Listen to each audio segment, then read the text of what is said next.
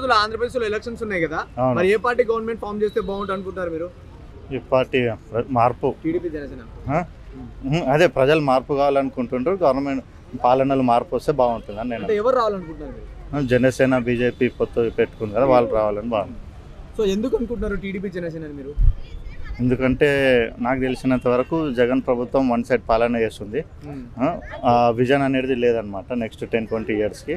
దాని గురించి పవన్ వీళ్ళ చంద్రబాబు నాయుడు వస్తే విజన్తో పనిచేసి అభివృద్ధి కూడా బాగా జరుగుతుందని నేను అనుకుంటున్నాను. మరి జగన్ గారి 5 years పరిపాలనలో ఉద్యోగ అవకాశాలు కానీ డెవలప్మెంట్స్ కానీ ఏమైనా జరిగాయి అనుకుంటున్నారు మీరు చూసిన దాన్ని బట్టి, విన్న దాన్ని బట్టి? అక్కడ ఏం జరిగినా ఏం జరగలేదు, మత మార్పిడిలు తప్ప ఇంకేం జరగలేదు. మరి ఉద్యోగ అవకాశాలు ఎలా అనిపించాయి? ఉద్యోగ అవకాశాలు ఏం లేదు, ఓన్లీ వాళ్ళ పార్టీ కార్యకర్తలకే ఇచ్చారు. 2,50,000 పైగా ఉద్యోగాలు ఇచ్చామని చెప్తున్నారుగా, సో నిజంగానే ఇచ్చారనుకుంటున్నారా? ఎవరు డప్పాలు కొట్టుకుంటారు అంతే, అదేముండదు. సో ఇప్పుడు చంద్రబాబు నాయుడు గారు వస్తే మరి ఎలాంటి డెవలప్మెంట్ చూస్తారు మీరు ఆంధ్రలో?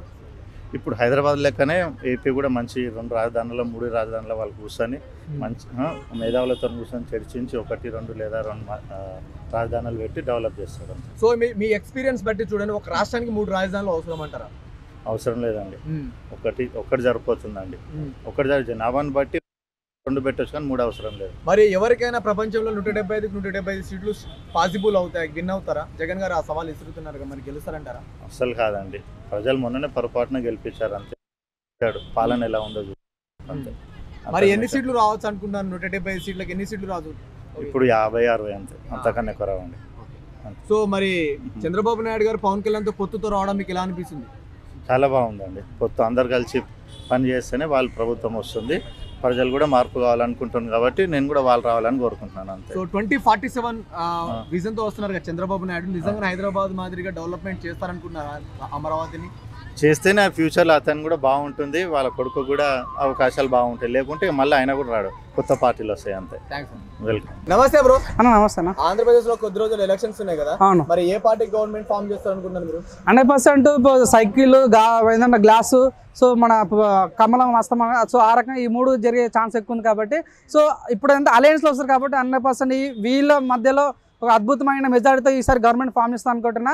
సో లాస్ట్ టైం లేక తండ్రి తర్వాత తండ్రి కొడుకు వస్తాడు, సో ఆ సెంటిమెంట్ ఈసారి వర్కౌట్ అయ్యే ఛాన్స్ లేదు. సో ఈసారి ప్రజలు సెంటిమెంట్లో వెళ్ళాలనుకుంటారు, నిజాయితీ వ్యక్తి ఎవరైతే నిజాయితీ వెళ్ళాలనుకుంటారో వాళ్ళకి ఓట్లే అనుకుంటారో. మనం చూసినాము ఒక మంచి విజన్ ఉన్న నాయకుడు ఎవరు, మన చంద్రబాబు నాయుడు. ఈరోజు తెలంగాణలో మన హైదరాబాద్ ఇంత ఫేమస్ చేసింది, ఇంత నిజంగా తను డెవలప్ చేసింది అంటే చాలా మంది ఎన్నోసార్లు కేటీఆర్ కూడా చెప్పాడు. నిజంగా చంద్రబాబు పుణ్యాన్ని ఈరోజు సైబర్ సిటీ కానీ లేక గచ్చిబౌలి ఎంత పెద్ద వ్యవస్థ స్థాపింపబడ్డది. సో దాని కారకుడు ఎవరు? మన సిబిఎన్. నిజం చెప్తున్నా, చంద్రబాబు నాయుడు తను డెవలప్మెంట్ పెట్టే ఫోకస్ రాజకీయాలు పెట్టుంటే 100% జగన్ సీఎం అయ్యేవాడు కాకుండా తను డెవలప్మెంట్ ఫోకస్ పెట్టాడు కాబట్టి తను రాజకీయాలు అట్లా ఫెయిల్ అయ్యాను. కానీ ఈసారి అట్లా జరిగే ప్రసక్తే లేదు. వీళ్ళు అలయన్స్లో వస్తారు కాబట్టి అతిపెద్ద ఓటింగ్ ఈసారి రాబోతుంది. సో ఈ లాస్ట్ టైం నాకు వచ్చిన ఇన్ఫర్మేషన్ అంటే ఈసారి తెలంగాణలో 2,000 మంది ఇండిపెండెంట్గా నామినేషన్ చేస్తారు, అక్కడ 3,000 మంది ఇండిపెండెంట్ నామినేషన్ అయిపోతారు. వాళ్ళు ఇండిపెండెంట్ ఓట్లు కూడా జనసేన టర్న్ అయ్యే ఛాన్స్ ఉంది ఎక్కువ మటుకు. సో ఆ రకంగా కూడా జనసేన టీడీపీ అలయన్స్లో ఈ పెద్ద ఓటింగ్ జరుగుతుంది అనుకుంటున్నాను. మరి జగన్ గారి 5 years పరిపాలనలో మీకు ఉద్యోగ అవకాశాలు కానీ రాజధాని డెవలప్మెంట్స్ కానీ ఏమైనా జరిగాయి? సో తను చేశాడు, మనం చేయలేదామా తప్పు, కానీ తను చేసిన కానీ ప్రజలకు కరెక్ట్గా సెట్ అవ్వట్లేదు. ఇంకా ప్రజలు మార్పు కోరుకుంటారు అనమాట. సో ఆ మార్పు జస్ట్ ఏదో పథకాలు ఇచ్చినంత మాత్రాన, సో రోడ్డు బాగా చేసినంత మాత్రాన, అమ్మఒడి పెట్టినంత మాత్రాన అంటే కాదు. అమ్మఒడి పెట్టావు, ఎవరికి లాభం అన్న? చదువుకున్న వరకు ఓకే, మన ఉద్యోగాలు లేక చాలా మంది బీటెక్ ఎంటెక్ చేసి వచ్చి హైదరాబాద్లో స్విగ్గీ డెలివరీ చేసుకుంటారన్నా. సో అట్లాంటి వాళ్ళకి ఉద్యోగాలు ఏంది? ఇప్పుడు జగన్ గారు ఏమంటున్నారంటే ఆయన నేను ఏవైతే హామీలు ఇచ్చానో అది 99% నెరవేర్చాను అంటున్నారు. అదే చంద్రబాబు నాయుడు గారు ఒక్కటికి సరిగ్గా నెరవేర్చలేని మళ్ళీ వాదోపవాదాలు చేస్తున్నారు కదా, సో విమర్శిస్తున్నారు. సో దాని మీద మీ అభిప్రాయం ఏంటి? చూడండి, ఆరోపణ అనేది రాజకీయాల్లో వీళ్ళు వేస్తారు, వీళ్ళు వేస్తారు. ఇక్కడ ఉన్న ప్రాక్టికల్గా మాట్లాడితే మీరు చాలా మంది యూత్కి వెళ్ళండి, వాళ్ళు గుండె వేసుకు చెప్తారు, అన్న మాకు ఉద్యోగాలు లేవన్నా, మేము హైదరాబాద్ వచ్చి బతుకుతున్నామన్నా, మేము వలసదారులం అవుతున్నామన్నా, మాకు జాబ్స్ కావాలని అంటారు. సో నిజంగా ఇప్పుడు ఉచిత విద్య, వైద్యం, ఆరోగ్యం ఎప్పుడైతే వస్తుందో అప్పుడు నిజమైన వస్తుంది. కానీ ఏదో అమ్మఒడి ఇచ్చినంత మాత్రాన, ప్రతి ఇంటికి బుల్డేజర్ ఇచ్చినంత మాత్రాన, ఏదో బంగారం ఇచ్చినంత కాదు కదా. ఉద్యోగాలు కావాలి మనకు. పవన్ కళ్యాణ్ పొత్తుతో వస్తుంది కదా, దాని మీద మీ అభిప్రాయం ఏంటి? పవన్ కళ్యాణ్ చంద్రబాబు నాయుడు గారు పొత్తుతో వస్తున్నారు, నిజంగా నా పవన్ కళ్యాణ్ వ్యక్తి నాకు నీతి నిజాలు నిలువెత్తు రూపం, మంచితనానికి మారిపోయారు, అమ్మలా భుజం తట్టే నైజం, నాణాల ఇళ్ళవేళ తోడిన సైన్యం. సో అట్లాంటి వ్యక్తి ఒక పవన్ కళ్యాణ్ నాకు అప్పుడు చాలా ఇష్టం అన్న. తను ఒక మాట అన్నాడు, ఎప్పుడైతే ఒక అమ్మాయి 12 గంటల రోడ్డు మీద నడుచుకుంటూ వెళ్తుంది అప్పుడు నిజమైన స్వాతంత్రం వచ్చింది.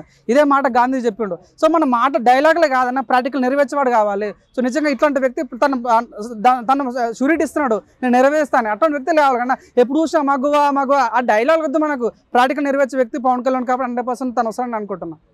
ఈసారి అయినా ఎమ్మెల్యే గెలిచి అసెంబ్లీకి వెళ్తారంటారా? ఎమ్మెల్యే గెలవడం పాటు 100% తన హోమ్ మినిస్టర్ అయినా లేకుంటే ఉప ముఖ్యమంత్రి అయ్యే ఛాన్స్ ఎక్కువ ఉంది. సో నిజంగా చెప్తున్నా, నేను చెప్తాను, నువ్వు రాసి పెట్టుకో, నీ ఛానల్ ఓటీపీ ఛానల్ కదా, నువ్వు ఇదే మళ్ళీ రివిజన్ చేసుకో. పవన్ కళ్యాణ్ అయినా నేను భారత రాజ్యాంగం పట్ల నిజమైన విశ్వాసం విధేయత చూపుతానే మాట అసెంబ్లీలో వినబడుతుంది. సో నీ ఛానల్ కూడా అప్పుడు మూసుకోవాల్సిన పరిస్థితి రావుతుంది. ఇది రాసి పెట్టుకో.